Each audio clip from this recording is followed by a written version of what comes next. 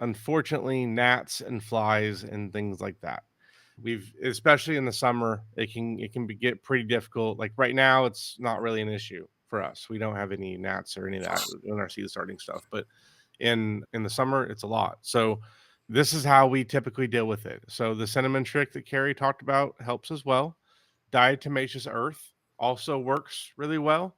You can find it, and it's pretty easy to find now at this point. It's not as hard to find as it used to be, but it's just this powder. It's almost like flour, the texture of it, and you just sprinkle it over it, and it kills the insects by suffocating them. So it's not chemicals or anything like that, and that will help.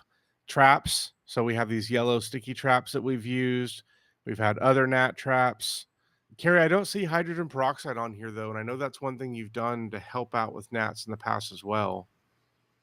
Oh, with the gnats? Well, essentially, typically, whenever we have gnat issues, we have like mold or some sort of like fungus issues also, because typically it's when we're overwatering and leaving a lot of water down below underneath, and then that's where the gnats are breeding. And but Yeah. yes, if you put like the hydrogen peroxide spray on the top, it makes it so the gnats can't breed on the top of it. So that'll help with that. And then the fan too, because it makes it really hard for the gnats to fly. So that's Exactly. another thing that helps a lot too. We just again, we don't have gnats on our seed starting area behind her in the kitchen. We don't have fans. I say gnats. We don't have fans on that one. But we don't have But gnats in there either.